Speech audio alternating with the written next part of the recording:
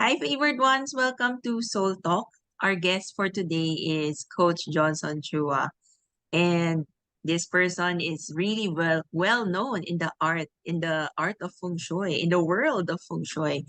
He is a Feng Shui consultant for almost 20 years and very well known. You could find him almost every day in Feng Shui Sunrise. Let's all welcome Coach Johnson. Yeah. Hello everyone. Hi, Yeah. good morning, So good and then nice afternoon, to good see you again. evening. Um, Yes. Oo nga, nag-chop ka. Parang what we call this? Nag-stop yung screen mo. Nag-freeze, that's okay. the No, no. term. Oh, sorry. Yeah, Oo, no. pero I could I Everyone, could go still on. I could still hear you naman. So let's just move forward with this. Um, I'm really very excited to hear your story because the first time that I've met you was back in 2016 when I first visited your store. And during that time, you shared how you started doing the business and you were there every day. It was really a very fun first visit with you, and that really stuck. So it really gave such a good impression. I love your energy, your aura during that time, and I'm so happy that you're here with us right now in Soul Talk. Could you share to the viewers what it is that you exactly do and introduce your work, introduce yourself. Yeah. I'm Johnson Chua. Yeah. Basically I'm a feng shui consultant. Yeah. But lately it's not more than feng shui. It's like a big also becoming like a parang life coach part. No. So that's why most of in my social media people call me Coach Johnson Chua like that. Yeah. I try not to let other people call me kasi master.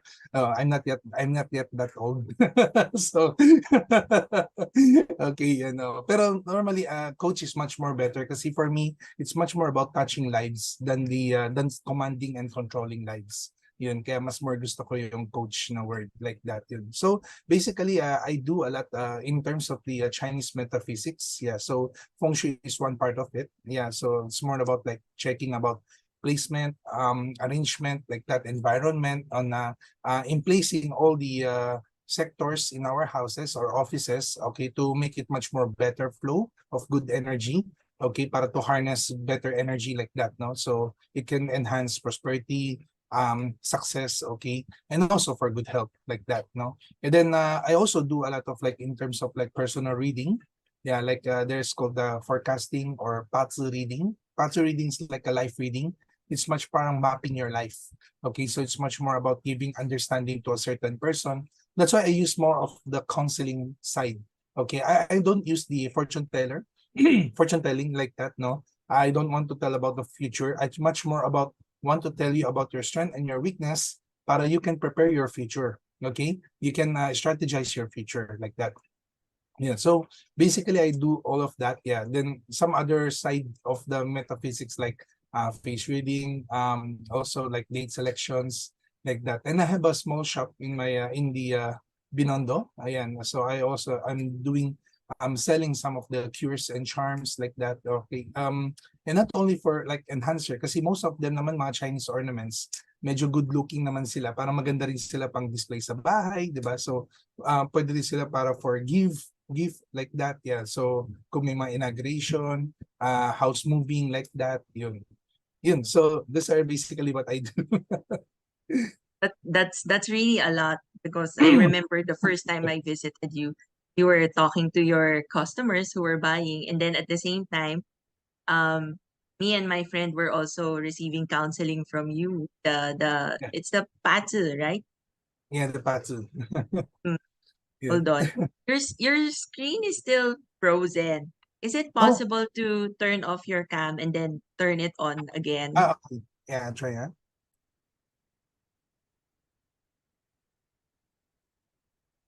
Ayan. better. Okay. Oh, There, okay. there's movement now. That's good. Yeah, sorry. Oo, nawala It's pala kanina. okay, it's okay. It doesn't matter. These happen talaga. Technical issues. Okay. Okay. So since you've discussed your work and it's really a lot, what made you say yes to this kind of work? And when you started, was it really doing Feng Shui, doing 𝐓𝐴ZH as a counseling method? How did you start and what made you say yes to doing this work? Siguro ano 'no, para to understand most of this profession, maybe, looking back on when I was still studying, like that, mga high school time or college time, like that. So, originally, one of my ano kasi, most of my classmates also knows that ako yung parang pinaka the clown of the classroom, like that, 'no. So, I always want to make people happy, yan. So, I try to perform, I try to, do a lot of things, and minsan pag meron din ako nakikitang mga people na medyo malungkot, especially, 'di ba, there are some what we call the introverts, introvert people. I'm also one of them, no? I'm also an introvert. I also suffer these kinds of emotions then. But when the time in my high school time, nasabi ko, nako, wala na ako iiwan dito sa school na to. Magwawala na ako.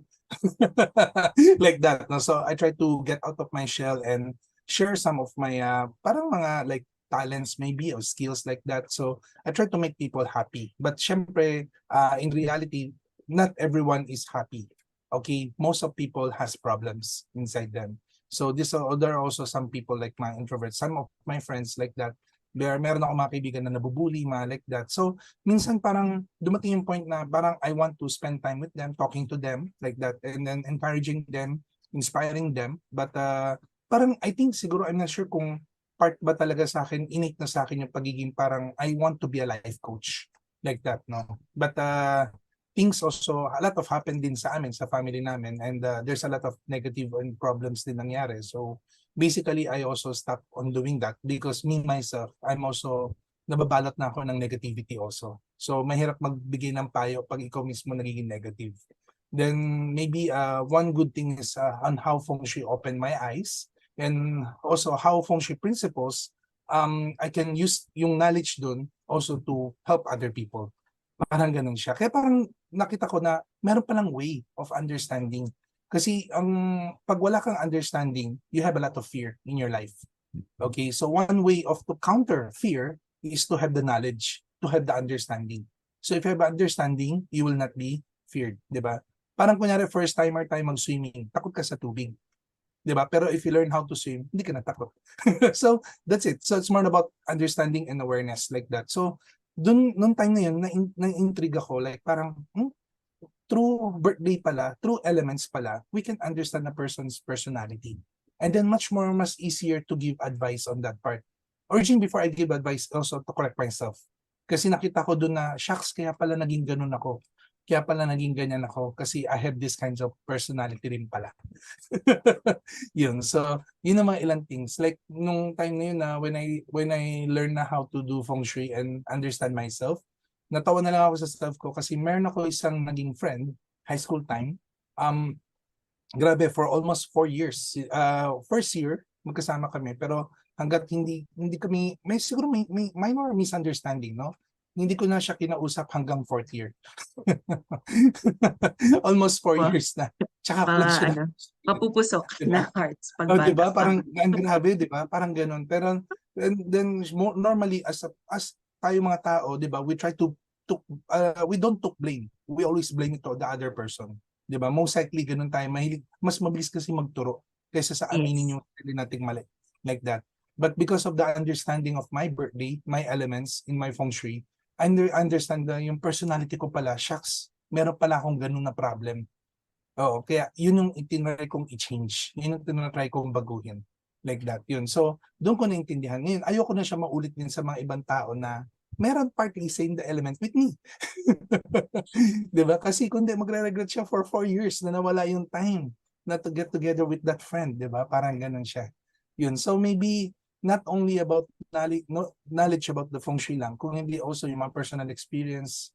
Kaya parang mas gusto ko yung life coach sharing the experience also to others. Tapos yun na, napayas ako on this profession. It's because of, I think it's not only change myself, okay, uplifting my energy, but also, hindi, siguro ano din, na mamotivate ko yung ibang tao, na-inspire ko yung ibang tao. And I'm so happy kung nakakatulong ako in a very simple way. You know. Oh, I love that you were able to become aware of how you could use Feng Shui, the elements, and 𝐲 as a modality for counseling. Because basically, that's what you're doing. You're counseling. And I'm sure it has really helped a lot of people. And you've been doing this for almost 2 decades. So Yeah. that's a Oh, big deal. Now, since you're honing it for almost 2 decades, how do you maintain or sustain that growth? Because there must be something new that you also learn as you work on all these modalities. How would you define your level of excellence in terms of honing your skill and getting to know more about feng shui, 𝐲, and this art? yeah. Maybe thank you for most of the interview that I was labeled as a feng shui expert, but basically I don't consider myself as a feng shui expert. I consider myself as a feng shui apprentice, Oh, like learning it's from nice. the basic part, okay? Yan. So maybe it's not only maybe with feng shui, no, but in all aspect, in all profession. Don't think of yourself that you're most top expert na. Kasi if you're top expert na, you don't need to learn anything na. For me kasi, I always treat myself as a child na keep learning. Okay, and also another thing, one best lesson that I learned from my father, I hope this one also open up everyone's mind here. Okay, isa lang sinabi ni Papa, okay, the book is dead. The book is dead, but the Okay. learning is alive. Okay. Okay, the book is dead, but the learning is alive. Una, hindi ko na-gets kung ano ibig sabihin nun. Yun pala, because what is written on the book, it's written already. But maybe hindi na-express lahat ng author totally. Maybe ang daming ideas pumasok sa utak niya, pero hindi niya pwede isulat lahat yun sa libro kasi limited lang siya sa certain pages and paragraphs. So you need to learn it alive like that. So mga formulas and everything. So I think yun yung nangyayari sa akin. I try to decipher the mga formulas. Kasi minsan may nakaka-debate din ako mga other feng shui consultants or feng shui masters na nag-aaral din kasi sila. Siyempre, theories and theories like that. But I try to check on the other sides of the, alam mo parang orthodox learning ba yun? Yung parang think outside the box also. Ano ba yung ibig sabihin nito? Is it the bad star is really bad? Bakit ba siya naging bad? Baka meron siyang part ng good. Is it the good star is really good? Baka meron din siyang part ng bad.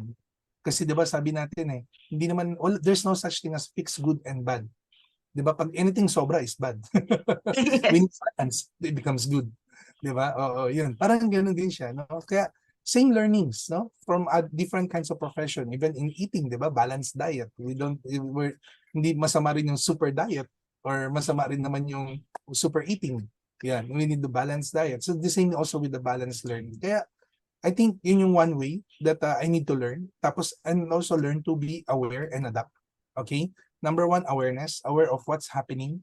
Because every moment is a moment of change. There's a lot of changes na nangyayari sa mundo natin. So, every time may changes siya, we also need to cope up with it. Tapos, then also learn to adapt. That we need to learn to accept and adapt na meron nang nangyayaring ganito. Yun siya. Kasi, in the classical feng shui, maraming limitation. Kasi from the word classical, it is a very traditional book like that. Yeah. Kaya nga there's one experience that, ito medyo maganda lang i-share, no? Yes, please Meron do. ako, yeah, meron ako isang naging kadebate.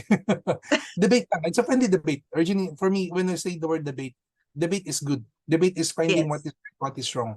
Okay, we don't argue. Okay, most of kami mga feng shui consultant, we don't argue, we debate. Kasi different formula, different knowledge, different understanding. And then there's one old one, medyo matanda na. And nung time na yung bata pa ako, I think mga around 20, wala pang 2010 yun nung time na yun. Okay, itong time na yun, bigla niya akong kino-corner niya ako sa learnings ko. Sabi niya, no, you need to go back to the classical feng shui. Don't change the formula. Don't change the meaning. Ginaganon ako. Yun. Sabi ko, kaso uncle nga tawag ko kasi medyo matanda. Pero uncle kasi, yung formula, medyo, yun nga, because I'm learning from my father, patay na yung formula eh. We need to be also decipher more about do sa inner, ano ba ibig sabihin talaga ng formula na yun. Sabi niya, no, no, no. Stick to the traditional. Stick to the classical feng shui. Okay, ganito na lang, uncle. If I stick on the traditional feng shui, meron ba sa classical book condominium? Meron ba sa classical book townhouses? Meron ba sa classical book duplex? most of the classical books is based on bungalow. Yung Because that is the classical, single detached, yes, single detached kasi in the house. classical And one time, floor lang kung bungalow. yeah, di ba, one floor only, single detached, and big spacious. Di ba? Because nung sinaunang panahon, marami pang lupa. Okay? Doon marami pang lupa at a very open space pa yung mga tao. And then, wala pa. I think condominium is not yet introduced. Ganon siya. Kaya, learning also should evolve. Ganon siya. Kung ano yung nangyayari sa mundo natin, then kailangan natin din pag-aralan. Yun. Meron na ngayon mga nagtatayo na ng bahay underwater, then maybe kailangan natin i-feng shui rin yung underwater. So yun. Keep evolving, so we need also to keep learning. That's why there's no fix of, we need to say na fix good luck na after mo na feng shui, automatic good luck na. No, there's no such thing. Feng shui masters or feng shui consultants are like doctors. It's a harmony with the doctor and the patient para makita natin yung real outcome. Ganon siya. Yun. I like this learning that you're sharing right now. So, there are some feng shui experts who really stick to the classical or to the traditional texts. But I Yeah. love your approach because it really shows that everything is evolving, expanding, and learning should also be widened and deepened as well. And you're Yeah. doing this, for a long time. Um, is it because you're learning from experience? That's what you're saying right now. It's also Yeah. through talking to other experts as well. And Yeah. based on your experience, this is what you have found. So it's evidence based as well. Um, how do you deal with people who kind of oppose your way of doing things or way of your principle? Because basically this is your values, this is your principle. How do you deal with people who opposes this? Because I'm Oh, sure there in the feng shui world there's also yeah. ego and stuff, 'di ba? Yes, yes. Sabi nga natin kanina, just like the doctors, right? Di ba? Sometimes two doctors also contradict to each other.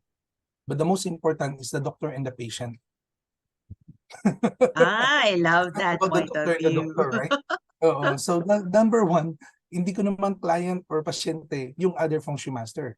Like that, no? So, yun yung sinasabi natin na, kumbaga ba, do not prove yourself to the wrong people. Only prove yourself to the right person. That's one of the statement that I made. It's also more of about, you don't need to be a pleaser to everyone. You only please for those who wants to follow. Ganun siya. Guide them for those who wants to follow. Like that. Yeah. Yes, that's true. Because you also attract the people that you're really meant to serve and help. Yeah. That's Mm-mm. that's really a good way of seeing things. I love it. Thank you so much. That's also a message for me personally. Yeah. You mentioned that this is what you really love to do. You are happy and satisfied when you're helping other people. Yeah. Um what's the because it's really really nice and amazing that your work is actually your service to humanity. 'Di ba? Not everyone could actually be as blessed na yung work nila, it's their service. Some people Yeah. don't see their work as that. Um, Maybe you could share some insights as to how they could embrace work as well and see that work is a good instrument for a service as well, no matter what kind of work that is. That's a very good question. And I think that's also one of the best service of Feng Shui. Because in learning Feng Shui, sabi ko kanina, you will learn also your strength or weaknesses. Like, normally, for us people, we have our own strength. Lahat tayo. Imposible tayo pinanganak na wala tayong strength. All of us has our own strength. We also have our weaknesses, okay?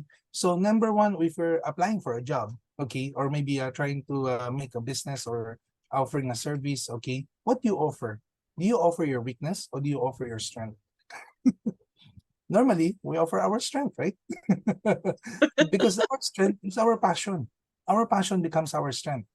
So basically, that's what we offer. But the problem now, in the what's happening in this earthly world now, we try to compare ourselves with other people. Like, I love this work, but maybe the profit is a little small. But my friend, being an IT example, earning more, so I think I want to be an IT person. Okay, but I'm an extrovert person, tapos I want to be an IT person. Yung friend ko nakakaupo ng matagal for 8 hours, 10 hours, 12 hours, o baka nakalimutan na nga niya, buong araw na pala siya nasa loob ng room. Di ba? Pero for that Ganun nga. extrovert, just sitting like for 2 hours lang, hindi na ako mapakali. Di ba? So, nainggit ako sa work niya, pero hindi ako nainggit sa strength niya or sa personality niya. You're a different person eh. So, ganun siya. So, number one, I think you need to love yourself more. Okay, if you love yourself more, you will see talaga yung best na profession babagay sa inyo. Kasi your best profession, your best passion, that's also your best strength. Like for me, sabi ko nga kanina na hindi ko akalain, this is my accidental profession. Originally, I didn't choose this profession. It is an accidental profession. Because Really? kung, di ba, kasi kung titignan natin, no, like if there's no bad things happen to our business maybe dati, or maybe sabihin natin nagtuloy-tuloy yung studies ko and everything, nakapagtapos ako and everything, maybe nag-work ako. 'Di ba? Maybe naghanap ako ng work. Pero originally hindi eh, because of things goes bad, all of us should stop studying. So, hindi ako makapag-work kasi hindi naman ako tapos. 'Di ba? Parang ganun siya. And we need to do the business na lang, or we try to help on the family business, which is the downward business. Kaya sobrang hirap talaga siya. Kaya ang daming mga pagsubok. So, I think doon lang lumabas yung part ng strength ko na parang gusto ko pala makipag-usap sa tao. Parang gusto ko pala mag-uplift ng tao. Parang ganun siya. Yun. So, kaya nakita ko lang na bumagay ito sa aking profession na to. Yun. It's an accidental profession, but still, it's my passion. Sometimes you don't need to choose. Sometimes you just need to follow your heart. Don't follow this, follow this. Marami nagkakamali, they follow this. Okay? Huwag niyo utakan yung career niyo. Okay? Mahalin niyo yung career niyo. Okay? Hindi marunong magmahal to. Ang nagmamahal yung puso. Di ba? So wag natin utakan yung career. Mahalin natin yung career. It's not always about the money. It's not always about fame or recognition. It's much more of what you want to do. Ganun siya. And magugulat ka. If you're doing what you want to do, your value is going up. Yun. Kaya ito yung madalas ko tinuturo sa mga social media ko is DHV, define your higher value. Okay? Because if you're doing whatever you want, okay, by professionally, your value is going up. Ganun siya. Yun. Tapos find the right target market. Find the right target person na sino rin yung magugustuhan din yung value na ginagawa mo. Then that's it. Tutulong sila para lalo pa umakit yung value mo. Nang magugulat ka na lang na may presyo ka na pala. Di ba? Na una, hindi mo alam kung maniningil ka o hindi. Pero yung ngayon, hindi na. Pinag-aagawan ka na nila kasi may presyo ka na. So, people hire people with value. They don't hire people because they just need the people. Ganun siya. Yun. So, yun. Kaya for me, siguro yun yung one way. And in Feng Shui, total, we're talking about Feng Shui here. So, I just give you tips. Yan. So, I think everyone wants a tips, no? Right? Yeah. Oo. So, basically, kasi when I'm reading Feng Shui din, I try to create my own formula rin also of how people can easily understand themselves. So, I try to divide people into 4 kinds of job. Okay, 4 kinds of job. Okay, so I base it on the season of birth. Okay, so season is like, di ba meron tayong spring, summer, autumn, Yes. and winter. Okay, so if you're a spring child, autumn child, summer child, or winter child. So, paano mo malalaman if you're a spring child, if you're born February, March, April? In the Western calendar, you don't need to convert in the lunar calendar. This is the Western calendar, okay? If you're born February, March, April, you're a spring child. If you're born May, June, July, you're a summer child. If you're born August, September, October, you are an autumn child. And if you're born in the November, December, January, you're a winter child. So remember that. Okay? Now, the 4 jobs description, if you're a spring child, you're a developer. You're good at developing things. You love to develop things. And that's what also understanding in me, because I'm a February person. I try to develop certain formula, certain strategy. I make plans, I make strategy for my clients. Ganun siya. So I develop. I'm not only solving their problems, but I also giving a structure of solutions for them. Para meron silang easy structure to follow. Yun. So I try to develop. Ganun siya, no? You can also develop learnings and studies, di ba? Parang ganun siya. Or maybe kung talaga hilig mo, mag-develop ka ng bahay. Di malay mo, baka you're a developer din. Okay, yun. So yun ang mga ilan example. That's why nga, spring is wood element, di ba? And most likely, pagka nakikita mo, nagtatay ng mga buildings and what, medyo maano sila sa nature, greeneries, mga ganun. Yun. So that's a spring child. And if you're a summer child, okay, you're an executioner. Okay, you're good with processing. Okay, pero yun nga lang, if you're a doer type person kasi, problem mo is thinking. So kailangan, you need to find people na sino yung may magagandang goal, pero hirap sila sa execution, you can help them. Okay, you're the one who's gonna execute things. It becomes more easier for you. If you're trying to think lahat from scratch, mauubos lang yung oras mo. It's not part of your strength. Okay, your strength is to fight, run, compete. Ganun siya. So execute. Okay? So kung magaling ka sa mga processing, then you can focus on that part. Okay? Now, if you're born in the autumn child, you're an innovator. So magaling ka mag-innovate ng mga bagay. You may be an inventor. You're also good with security, organizing things. Yung mga ganun siya.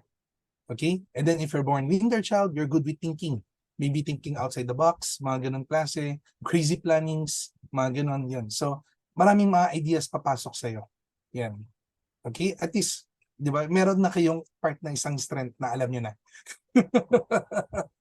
Then you can use Ang thing dyan is that, kasi I'm a winter child. So yes, I think okay. a lot, there's a lot of ideas, kulang sa implementation and execution.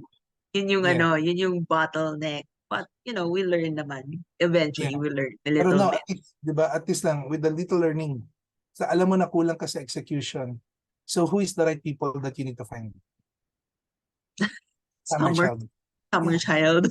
Then learning on this kind of seasons, then bumabalik tayo dito sa first learning. No man is an island. We need to use our network and resources. Sometimes the problem is we try to solve all problems by ourselves. Nahihiya tayo mag-ask ng help. Yun yung tanggalin na natin. Okay? Matuto tayong kapalan yung mukha natin. Sorry. Sorry for the word. Pero that's it, no? Number one, we don't use this in a corrupt way. Okay? Yun lang naman eh. At the end of the point, you can make all of your methods as long that you are not harming, corrupting, or making bad intention to other people. Okay? Yun. Oh my gosh. How do you maintain this kind of jolly and humble personality? Kasi you've reached a level of success that not everyone can, really express verbally. Diba? You reach a certain level of success and yet you remain this joyful person, still humble, and you're calling yourself still a student, an apprentice. Um, what's the lesson behind all this? Saan nanggagaling ito? Siguro there's one encounter of me kasi. I think sikat tong statement na to but I forget kung sino nagsabi ng quote na yun. It's like, di ba, there's always someone better than you. I like that siya. So, kaya for me, it's kahit sinong kausap ko, maybe I gonna learn something from that person. Like that siya. So, kahit na sinong tao siya, kahit na sabi mo yung nandiyan lang siya, nagta-tricycle drive lang siya, magugulat ka, even tricycle driver, I learn a lot from them. Kapag nagsasakay ako kaya minsan pag pumunta ako sa mga clients ko, I don't drive my own. I sometimes sinusundo nila ako, pero sometimes I just grab. Tapos kausap ko yung grab driver. Marami akong natututunan sa kanila. Ngayon, alam ko na yung sistema nila. So, parang ganyan. So, di ba, not only with the positive side, sometimes also we need to learn the negative side also, no? So, para alam natin yung pros and cons, advantage, disadvantage. And also because I'm a business person, so I try also to learn yung mga businesses na ano ba yung nangyayari sa process ng ginagawa nila. Then maybe I can use some of that to become a strategy also for some of my clients. Yung ganun siya. So, kaya, keep learning eh. Hindi lang yung Feng Shui side eh. Now, I'm a parent, so I'm also do parenting. Kaya meron ako mga Feng Shui parenting, kung tawagin, like that. Oo. And yun. So, nakikita ko yung mga personality and tapos learning lang. And then also need always, sabi ko nga, DHV, define your higher value. You always need to always be the person who can inspire and motivate others. So, how can you inspire if you don't have the jolly moment? Parang ganun siya.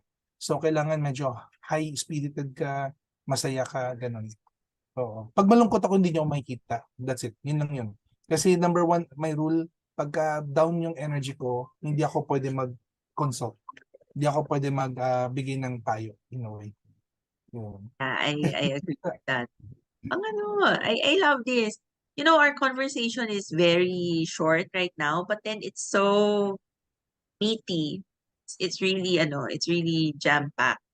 And I Hope so. love this one. I love the flow of the conversation. But of course, we also have to end, di ba? Before we end, maybe you could share the services that you're offering right now and perhaps inform them where to find you, how to contact you. Yeah, so if you I don't know if you want to learn more, okay, about some of the mga tips and advices. Originally, I do mga FB live or mga YouTube teachings, mga ganun. Although I'm not a content creator talaga, I just teach lang. Hindi ako techie. Yun yung problem, no? So, yun lang. Yun. So, Sige. for those of you who wants to follow me in my social media accounts, so I have my Facebook and Instagram, Feng Shui Sunrise. Yeah, so you can find that, okay? And then by Coach Johnson Chua, like that, no? Tapos then also, you can follow me in my YouTube channel, Coach Johnson Chua, like that. Or kung may time kayo, you can visit us in the oldest Chinatown here in the world, okay? In the Philippines, Binondo. Yeah, so Ongpin, we're located 803 Salazar Street, corner Ongpin, Binondo, Manila. Like that. Oh, And I services that I definitely offer, want to visit. yun. I want to visit. Yeah. And services offered, RG, yeah, I do Feng Shui. I do not only hindi lang on-site, I also do online. Yun, kasi maybe the pandemic time, yun yung one how we call it, skills that I have adapt, no? Learn on, sorry, on how to use the Zoom. Parang ganun lang. Yun. So, doing online session, Feng Shui, yun. Kaya naman din. Yes. Lahat talaga, no? Everyone really has to adapt after Adapt. Yeah. during the pandemic. Now, after the pandemic, everyone is adapting. Well, thank Yes. you so much for your time. And Thank you also. I really love this conversation. I love the energy that we're sharing to everyone who's watching. Thank you so much. For the favored ones, remember to live your purpose and please remember that you're highly favored and truly blessed. As what Coach Johnson said, be aware of your strengths and weaknesses and make use of your strength to share it to the world. Use it as your passion. So God bless everyone and take care.